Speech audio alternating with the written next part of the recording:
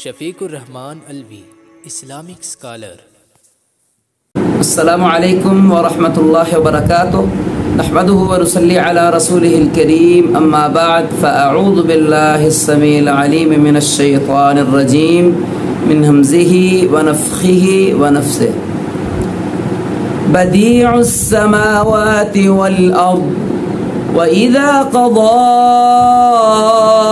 أَمْرًا فَإِنَّمَا يَقُولُ لَهُ كُن فَيَكُونُ۔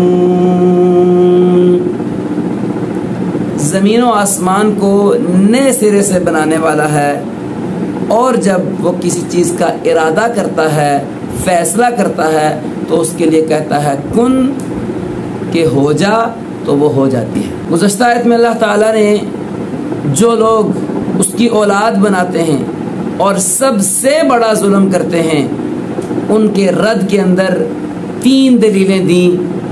ایک دلیل کہ اولاد محتاجگی کی دلیل ہے، لہذا اللہ کو کوئی محتاجگی نہیں۔ دوسرا، زمین و آسمان کی ہر چیز وہ اللہ کی غلام ہے، اللہ اس کا مالک ہے، مالک مملوک باپ بیٹا نہیں ہو سکتے۔ اور تیسری دلیل کہ ہر ایک چیز زمین و آسمان کے اندر وہ اللہ کی فرما بردار ہے، اور اولاد بعض اوقات نافرمان بھی ہوتی ہے، تو لہٰذا اللہ کی اولاد کوئی نہیں ہے، نہ وہ کسی کی اولاد ہے، نہ اس کی کوئی اولاد ہے۔ اور اس کے بعد اس آیت میں، اگلی آیت میں اللہ تعالیٰ نے اس بات کا تذکرہ کیا کہ چوتھی دلیل یہ ہے اس کی کہ اللہ تعالیٰ زمین و آسمان کو نئے سرے سے بنانے والا ہے، یعنی بغیر کسی نمونے کے۔ دیکھیں، اگر کوئی چیز وہ اس کا نمونہ پہلے سے موجود ہو تو اس کو بنانا آسان ہوتا ہے، اس کو دیکھ کر اس جیسی چیز بنانا یا اس سے ملتی جلتی چیز بنانا وہ آسان ہوتا ہے۔ ہم دیکھتے ہیں کہ مارکیٹ میں جب کوئی بھی چیز آتی ہے تو ہم کہتے ہیں یہ فلاں چیز کی کاپی ہے، یعنی اس کو دیکھ کر یا اس جیسی بنائی گئی ہے۔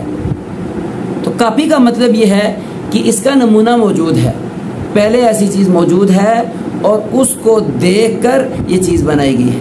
تو اللہ تعالیٰ نے جب زمین و آسمان کو بنایا یا دنیا کی کسی بھی چیز کو بنایا تو اس سے پہلے اس کا نمونہ موجود نہیں تھا، نئے سرے سے اس چیز کو پیدا کیا۔ تو یہ ہے اللہ تعالیٰ زمین و آسمان کا موجد، اس کو ایجاد کرنے والا، اور بغیر کسی نمونے کے، بغیر کسی پہلے مٹیریل کے موجود ہونے کہ اللہ تعالیٰ نے زمین و آسمان کو پیدا کر دیا۔ تو ایسی ذات کو اولاد کی ضرورت ہی کیا؟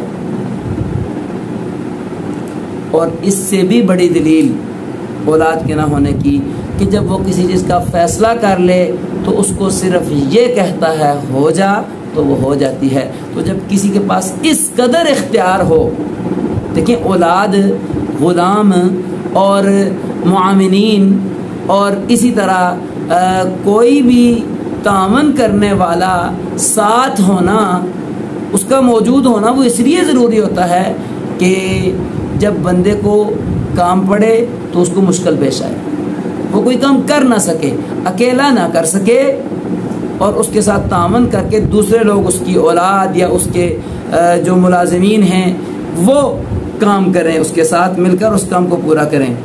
یا پھر جوانی میں وہ تو طاقتور ہو اور وہ کر لے، اور جب بوڑھا ہو، سہارے کی ضرورت ہو، تو اس وقت اس کے پاس کوئی نہ ہو۔ اولاد کی ایسے شخص کو اولاد کی ضرورت ہوتی ہے، لیکن جس کے پاس اس قدر اختیار ہو کہ جب وہ کسی چیز کا فیصلہ کرے، اس کو کس چیز کی ضرورت پڑے اور وہ کوئی کام کرنا چاہے تو وہ کہے ہو جا، تو وہ ہو جائے۔ اس قدر با اختیار ذات کو اولاد کی کیا ضرورت ہے؟ تو یہ ہیں وہ دلائل کہ جو اللہ تعالیٰ نے ان لوگوں کے رد کے اندر بیان کیے ہیں کہ جنہوں نے کہا کہ اللہ تعالیٰ نے اولاد بنائی ہے۔ تو یہ بہت بڑا شرک ہے، اللہ تعالیٰ کو گالی دینا ہے۔ اللہ تعالیٰ ہمیں اس سے محفوظ رکھے۔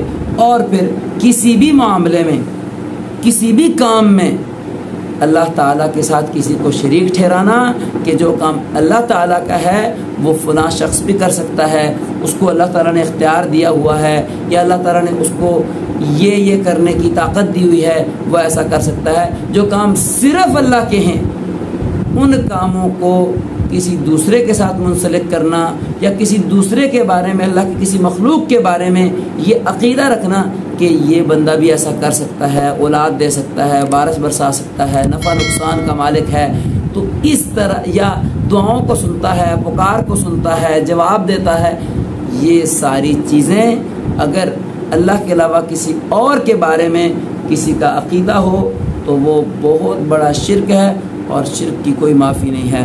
اللہ تعالیٰ فرماتے ہیں کہ اللہ تعالیٰ ہر چیز کو بخش دے گا، لیکن اس چیز کو نہیں بخشے گا کہ اس کے ساتھ کسی کو شریک ٹھہرایا جائے۔ لہذا ہمیں شرک سے بچنا چاہیے، اپنے عقیدے کو پاک اور صاف رکھنا چاہیے، ہمیشہ عقیدہ توحید پر کہ اکیلا ہی اللہ تعالیٰ ہر چیز کا مالک بھی ہے، ہر چیز کا اختیار بھی اسی کے پاس ہے، اکیلا وہ عبادت کے لائق بھی ہے، اور سب کائنات کا مالک وہ ایک اللہ ہے۔ جب اس بات کی گواہی انسان دے اور پھر اس پر ڈٹ جائے، یہی عقیدہ رکھے، یہ انسان کامیاب ہے۔